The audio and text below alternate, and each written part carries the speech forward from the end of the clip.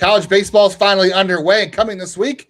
MLB games. The Guardians open with baseball this week, and we still have roster questions to talk about on today's Locked On Guardians. Tanner Bobby of the Guardians, and you're listening to Locked On Guardians. You are Locked On Guardians, your daily podcast on the Cleveland Guardians. Part of the Locked On Podcast Network, your team every day. What is up, Guardians fans? Welcome on into a Monday edition of Locked On Guardians, the only daily podcast that covers your Cleveland Guardians, the majors, the minors, the draft, and everything in between. And as always, we'll have a little bit of all of that today and this week on the show. If you're new here, my name is Justin Lada, and I am one of your two co-hosts, have been for the last 4 years and counting now. My friend and co-host, Jeff Ellis, and I've spent 19 years covering the Guardians minor league system as a prospect editor and writer. As you mentioned, I'm Jeff Ellis. I've been here since Locked On expanded into baseball 7+ years ago. Before that, I was a national writer at Scout and 24/7, focused on prospects in the draft. I want to thank you for making today's episode your first listen today every day, wherever it is you get podcasts. As well as a big shout out to all of our everydayers, our insiders, just all of you out there who are taking part while things are, the slow down before the speed up that will be spring training beginning. Spring training has begun. Games start this weekend. Games, so this is the last. Yeah, so you just went through the last Sunday without baseball. As of Saturday, Guardians baseball is back. So we have made it through the roughest part of the offseason, I will say. It's just unfortunate we just haven't had as much to talk about as far as the team is concerned. And we've had every different angle. We've talked about all offseason. And guess what?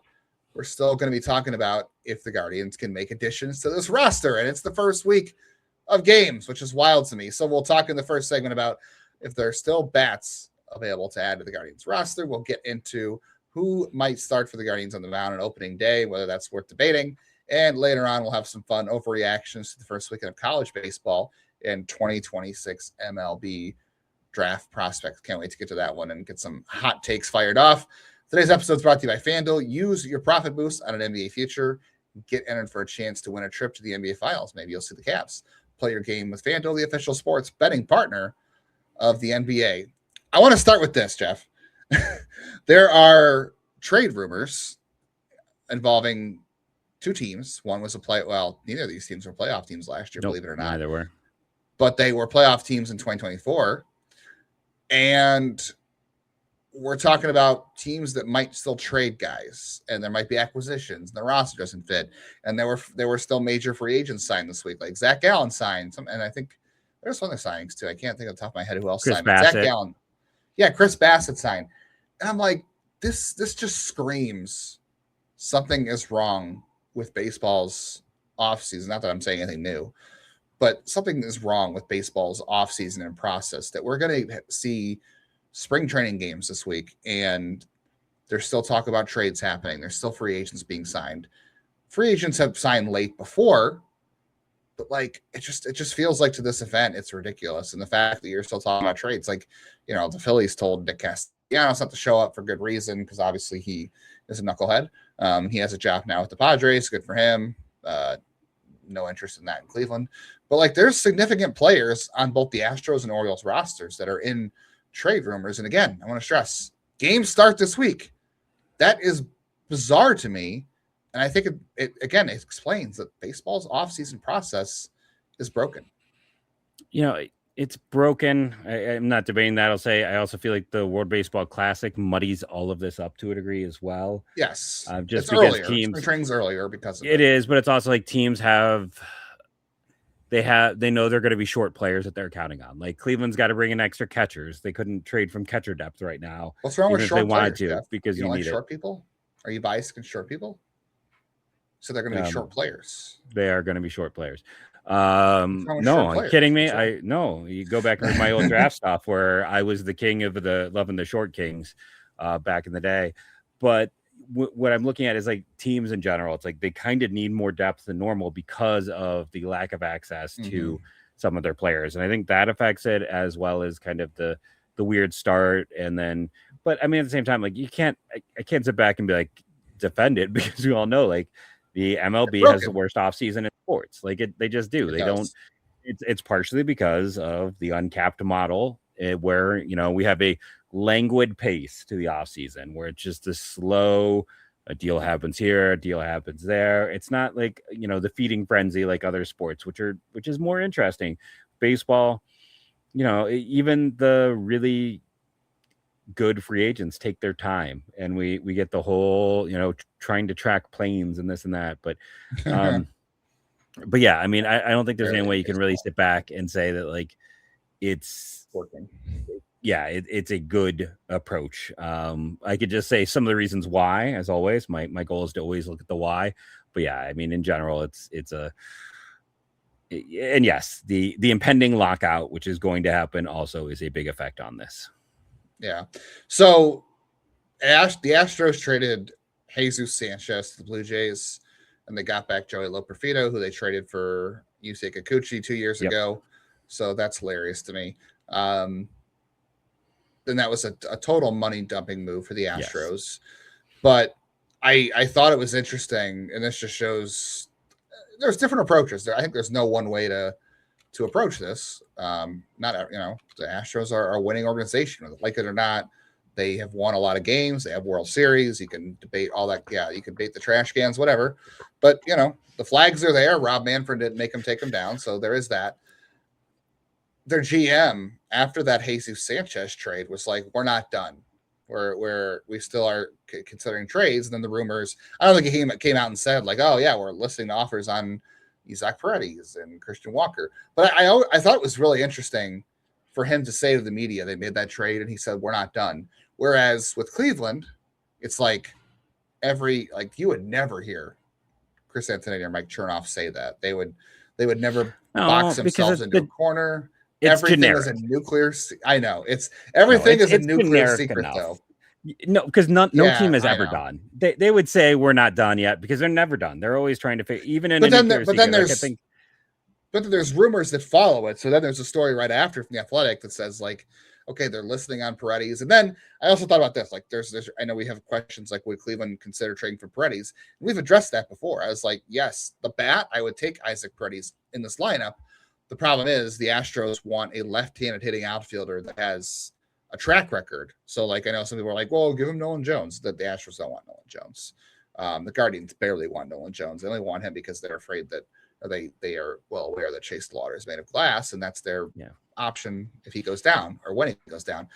So like the only guy that the Astros to me are considering for Paredes from Cleveland, if they were to talk, is Stephen Kwan, and that doesn't make sense. I think they would say no.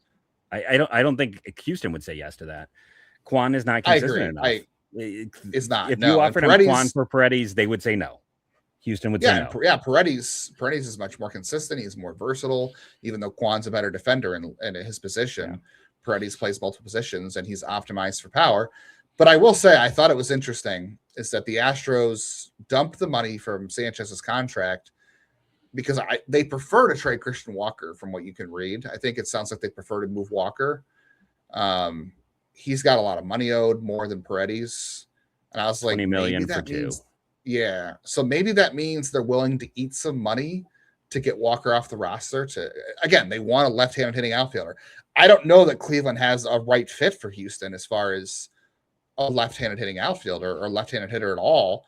But like Walker, to me, if the Astros were to consider paying down some of that contract, I'd be willing to have the conversation because I think there's a fit for Walker here. Yeah, Walker, it's hard to say exactly how you would approach the deal because Walker struggled in Houston. It's interesting. In a hitter's park, he did not play well.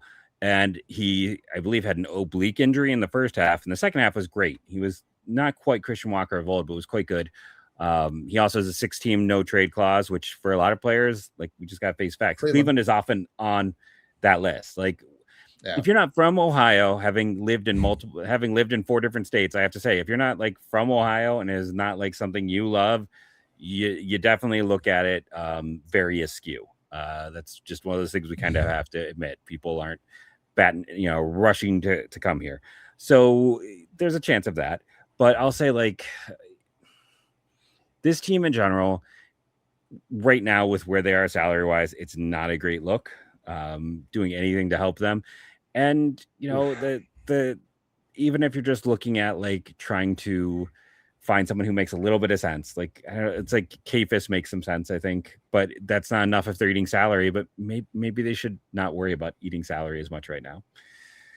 Yeah, the Guardians should not be as worried about that too. But I struggle to see the fit with what the Astros want and what the Guardians can offer. I think that's where the delta is between the two of them. Both bats could be good fits to me, but it is what it is. All right, we have to talk about two players on Baltimore that are still in trade rumors somehow. Who's going to start on opening day for the Guardians, and why the first spring training game kind of matters, but really doesn't. And, of course, overreactions to the first weekend of college baseball. A lot of hot takes coming your way on college baseball. I almost said basketball. I have no college basketball takes, but I do have plenty of college baseball takes from one weekend that means so much coming up. If you ever wanted to experience the NBA Finals live and in person, FanDuel is giving you the chance to turn that dream into reality with their NBA sweepstakes. So here's how it works. You're going to use a profit boost on any NBA future, and you're automatically going to be entered in for a shot to win a finals trip for two. That's flights, tickets, the whole experience is going to be paid for by FanDuel with that entry of a profit boost on any NBA future. Hey, that could be the Cavs, right? They played a lot better before the All-Star break. They're actually playing pretty good before the James Harden trade. All their trades, the deadline, honestly, they started getting things going in the right direction, and they've only gotten better since. And if this team is healthy in the second half, I think they have a good shot. So visit FanDuel.com to get started. You can go see the Cavs, hopefully, in the NBA Finals. If you use your profit boost on an NBA future and get entered for your chance to win a trip to the NBA Finals, play your game with FanDuel, official sports betting partner of the NBA.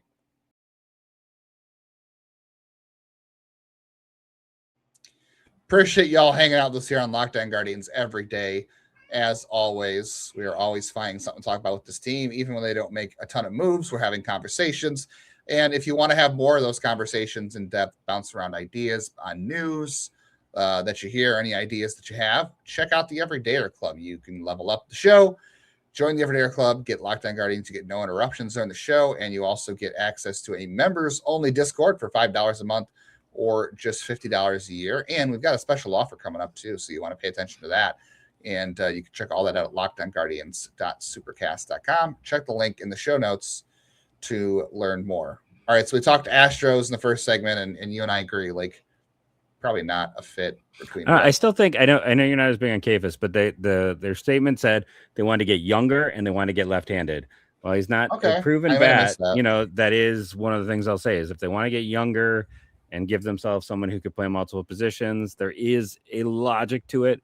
I'm not going to say it's a great idea, but who knows in this weird world of baseball. And Paredes, I don't see the fit. I don't see how Cleveland can entice to get him.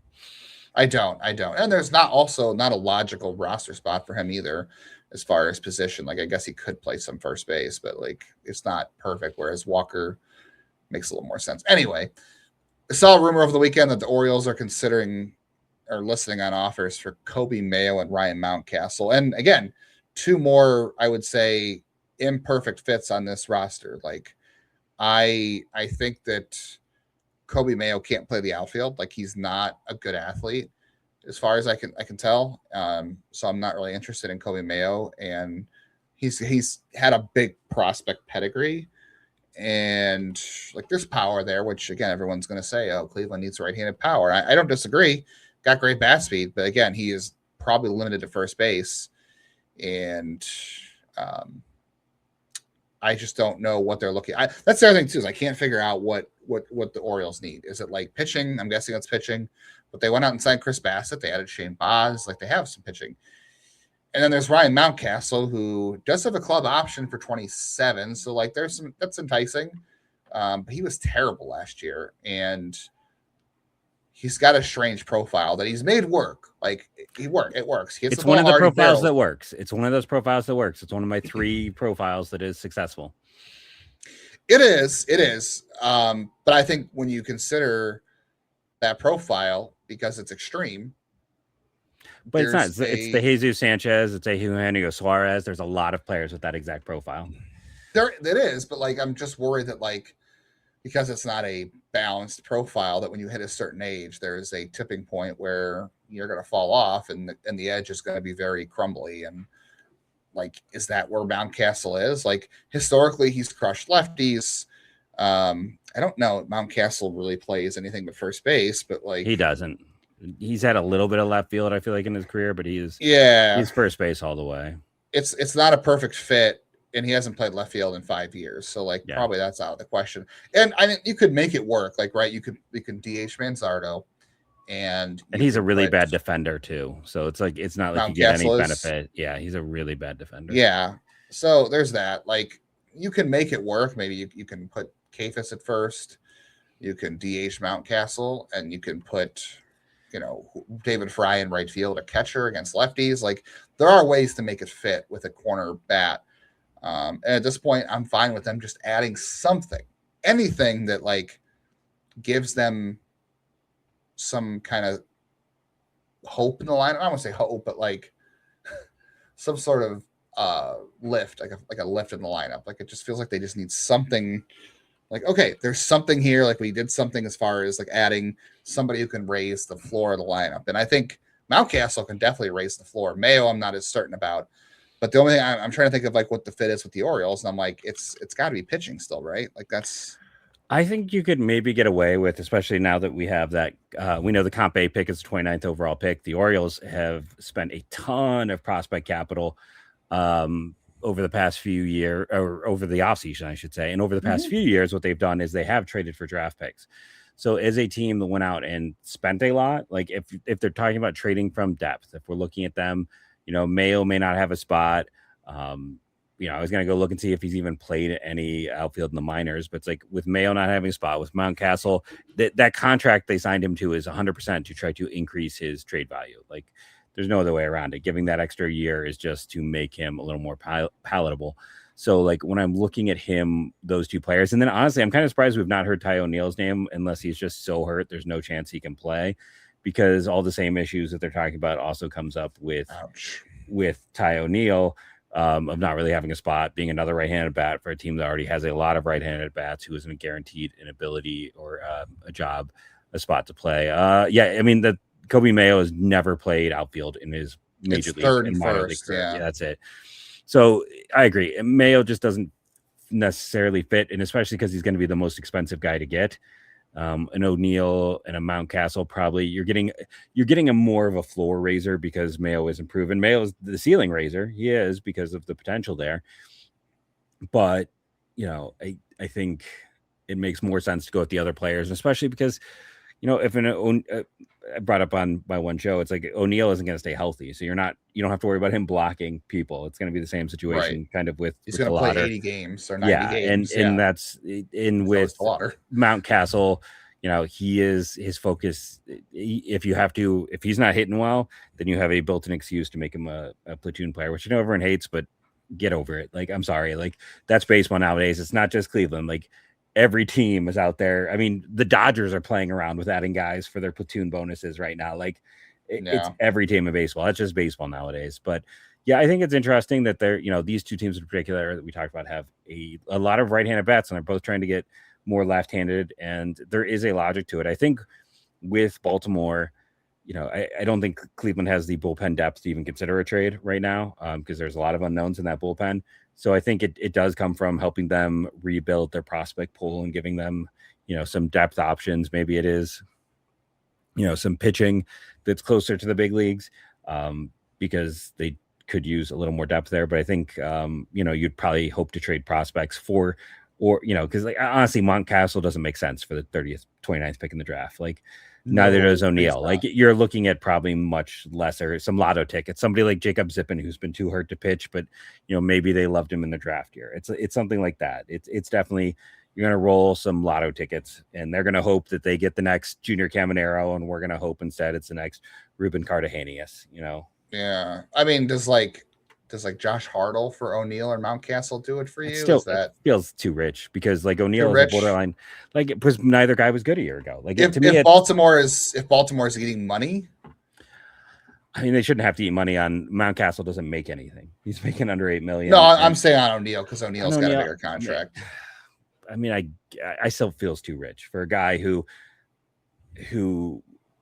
has only played in over 100 games twice and is making a lot.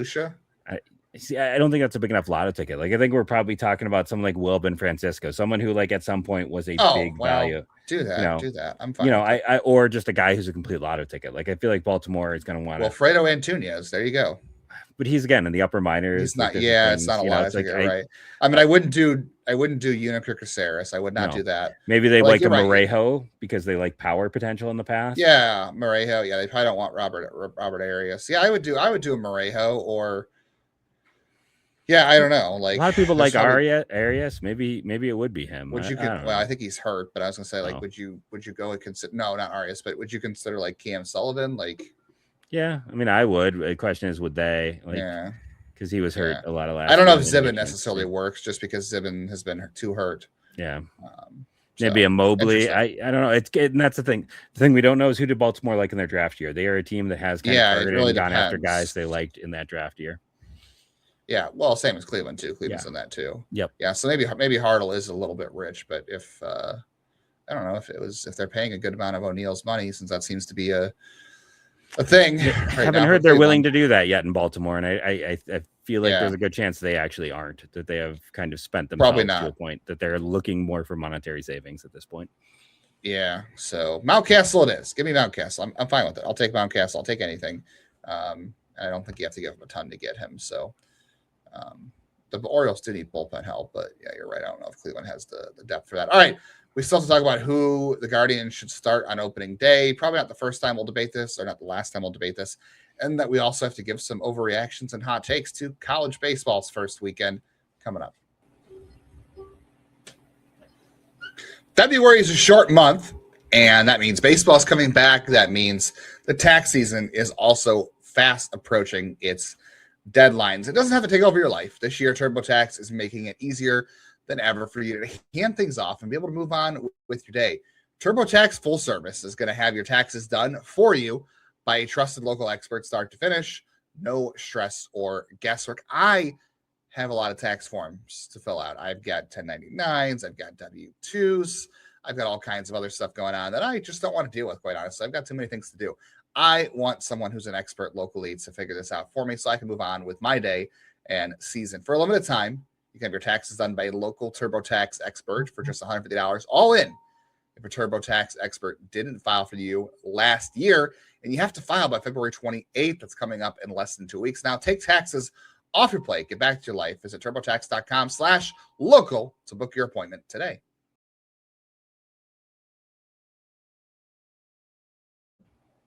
Hey, you over there, make sure you are hitting the bell on YouTube so you are never missing an episode of Locked On Guardians when it goes live or any other reaction videos we put out. Jeff and I were just talking about how we're going to handle some videos we're going to do on prospects, so be on the lookout for that. So hit the bell so you get those, as well as any other reaction to news. And again, auto download on all your audio platforms so you always get the show. I was walking my mother-in-law's dog over the weekend. I was listening to podcasts, so always have a podcast on for whatever you're doing. If you want to listen to some Guardians baseball talk, and head on over to joinsubtext.com/LockedOnGuardians if you want to do some texting one-on-one with us, talk some baseball, do mailbag questions for those shows. If you're not into the Discord thing, that is also available too. Plenty of ways to continue the conversation about this team. Let's make this short about the spring training thing, because I want to talk college baseball. I know you do too. Whoever pitches this weekend for Cleveland on Saturday, they have 2 games. Does it really matter in the long run? Because it's really more about which pitchers are built up the most at this point. They have 2 games, so they need a lot of arms for this Saturday because they already have 2 games. Logan Allen, I would expect to pitch one of them because he has to be ready for the World Baseball Classic for Team Panama. And then I know Matt Festa is pitching for Israel, so he's going to have to be ready to go too. So I would expect both of them to get innings this weekend. So whoever has the most ability to throw pitches, innings, maybe they can do 2 innings at this point in spring training. Those will be the guys that'll pitch. But everybody else is naming opening day starters. And, Jeff, on February 16th, 216 day, Tanner Bibee or Gavin Williams. I think it's an interesting debate considering how last season ended. I don't think it's a debate at all based on what we saw last year. It's Gavin Williams. I love Tanner. He had a great final month, but with the ups and the downs, Gavin was your playoff starter head to head against Skubal. He was clearly the guy. And right now he's the guy. I don't think it's a debate. I don't think there's any competition. I think it's Gavin, and you go from there. As of February 16th, am going to say it's Tanner. And I'm saying it because it's the first game of the year. It's not the playoffs. It only matters for so much. Eventually your rotation gets shifted around because of off days and rainouts, whatever else. I don't think it matters. I think it matters because Tanner was supposed to start the season opener a year ago, and then he got sick and couldn't do it. And he is your franchise pitcher right now. We know Gavin Williams is not going to sign an extension here. I understand that. I don't think franchise pitcher has anything to do with extensions. I think it has to do with whoever your best pitcher is, and that was Gavin. They were both equally good in September. Gavin had the better. Gavin was better in September. Gavin was stronger in the postseason as well. Fine. Gavin was the best pitcher. I would still only lean Tanner for the sentiment of the statement because of the contract and because Gavin's not going to be here long term, and because I just don't think it matters putting Gavin on March 26th as either way. I'd rather have the sentiment to Tanner and just have Gavin day 2, and then in September or October, if you're lucky enough to be playing in the playoffs, you figure it out then. I'm not really worried about like that whole thing. Like it's just because it's the first game of the season, it doesn't matter that much. I would rather do the sentiment with Tanner just because of the contract and the commitment. And we know Gavin's never going to make that. I think that matters. I don't think it does. I strong disagree. All right. That's fine. Let us know what you think below. Let us know in the comments what you think. I mean, I'm not like digging my heels in and saying, no, you're wrong. Like, this is not a thing where I'm like, no, that's a stupid, sentiment never comes into it for me. That's all. Yeah, no, you do have to make unbiased decisions, I think, in certain things, but I think this is one of those decisions where it's like it's not so consequential in terms of like game theory and outcomes as it is the message it sends. So I think you can afford to do something like that where it makes sense. And I think that's one of those things you don't have to like put a whole lot of stock into statistically as you do sentiment. So speaking of hot takes, Jeff, the first weekend of college baseball is in the books. I had a lot of fun. I watched 6-7 games. I had a lot of fun. My first hot take of the season was Cam Fluke of Coastal Carolina, who is largely projected to be one of the first college pitchers off the board, probably in the top 5, at least the top 10. Give 2 home runs in the first inning to Fairfield of all teams. And I was like, well, he's going to have to drop to 19. That's just how it's going to go. And then he proceeded to strike out 9 batters and give up 1 more hit the rest of the way. So that's probably not happened. I did text you and a couple other people about Caden Sorrell's home runs. I didn't word it that way. You just kept texting me Caden Sorrell dong. So to me, that was what your comments on the weekend were. I was watching a lot of Texas Tech baseball, and it was late at night. So, you do the math. He's at A&M, Sorrell, right?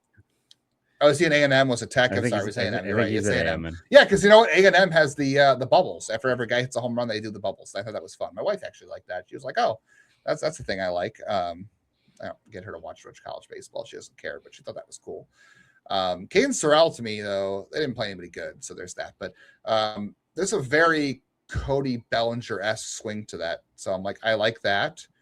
And then I watched Caden Boggenpool of Southern Missouri, who – can I tell you, Jeff, who Caden Boggenpool reminds me of? Do you want to guess? I don't want to guess. I feel like I have no idea. Tell me what you think of him. Well, the profile to me, it's like he's a good, not great athlete who can play kind of some spots and has way too much chase in his game and had kind of a middling cape. So I just keep seeing Jace Lavalette. You can go back and listen to an episode I did as a solo show a few months back where I kind of go more into that. Yeah. When I was watching him and listening to stuff on Caden Boggenpool, who's a left-handed hitting outfielder from, again, Southern Missouri, I got that Jace Lavallette's not wrong, but the guy I actually thought more about when I was going through that process was Bradley Zimmer.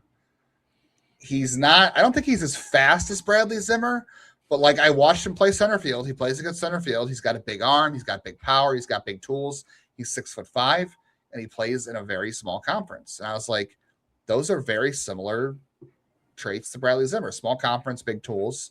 And I know Bradley Zimmer, it's like, okay, I'm out. Don't like that. But that's the kind of player I think Boggenpool is. And we liked Bradley Zimmer for a time here. It's just, I don't know.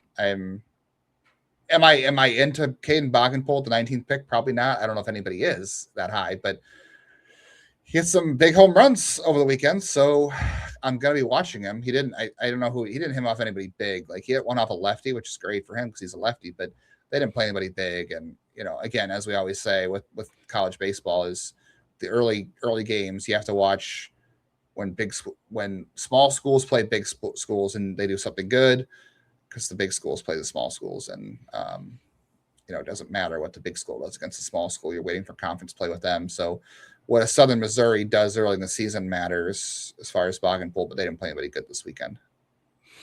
Yeah, I didn't get to watch my games because my son has tonsils out on Friday. So that was kind of my focus. Going back and looking at some of the data and some of the fun points. I'm going to get his name wrong, but I get all names wrong. Colin Barcy, the catcher from Vanderbilt, like he had he had 3 home runs in one game, and then the next game was hitless. But one of his home runs had a 118 exit velocity. That's just smoked. And that was against TCU, facing a good team on Friday night, so their best starter. He had 3 home runs, all of them just absolutely smoked. He had another one at 115. He had another one at 111. He had another hit at 111. So he had 4 pitches over 110 miles an hour in that game against a good team. Right-handed catcher. I'm kind of curious to see what he can do this year. I also have to bring up Tice Armstrong. If you go back to last week's episode when I talked about Brady Bollinger at Kansas and how he and Rock Chalosky had these profiles where they did everything at the highest percentile you want. There was a third name I skipped, and that was Tice Armstrong, who was at UT Arlington. I believe he's a redshirt senior at Baylor this year. He hit 3 grand slams on Friday, so you might have heard about him. But he is a guy who the data on him at that smaller school was he's the third guy in that triumvirate of guys who, he doesn't chase, but he pulls in the air. He makes great contact. He hits the ball with authority. So I'm kind of curious to see what Tice Armstrong does. And then I just got to throw one out for fun. When I'm looking for my all names team, I was looking at Oklahoma, and Xander Mercurius is a leader in the clubhouse, as is their leadoff hitter, Jason Walk, because that's just a perfect name for your leadoff hitter. But he didn't walk a ton this weekend, so I don't know how much. No, he hasn't walked a ton in his career. He's struck out more than he's walked so far. But. Yeah, if you got that name, man, you got to do it. That's not great. You can't have that. It's like, Josh Outman as a pitcher, great name, but James Outman as an outfielder, also not a great name, but he was a good defender, so I guess we get away with that. I thought it was interesting too. I read a report on Drew Burress, and they thought he was a very polarizing player. I was surprised by that. I watched him, but I didn't see anything exciting. Ryder Helfrich, the catcher from Arkansas, went yard. I don't see him being available at 19, but again, it's the first weekend. That's a hot take. And then Tyler Minnick, I talked about him last week from UConn. He played center field, had a decent weekend as far as data, not a lot of performance. And then, hey, our guy Brady Ballinger played left field. We were looking at that, and I was like, oh, he didn't play first base all weekend. And you're like, okay, I don't think that's going to last. But you know what? I think he's a DH. I don't even think he's a first baseman. I think he's a DH, let alone like a left fielder. Yeah. But I'll watch it, and I like the bat. So he had some really good data this weekend, too. So we'll see. It was a fun weekend of college baseball. My takeaway was that the college baseball pitching class is not great this year, at least at the top of the draft. It's good for the first couple guys, and after that, it's not great. We'll have more on that this year, of course. We'll talk a lot of draft, a lot of college baseball. Appreciate you guys tuning in. Make sure you're subscribing and hitting up the Everydayer Club if you want to continue the conversation. Got some good deals coming up on that if you're interested. And tomorrow, we'll talk about the Guardians bullpen and what they added this offseason and what it looks like in the year ahead. So stay tuned for that. Thank you for joining us, and go Guardians.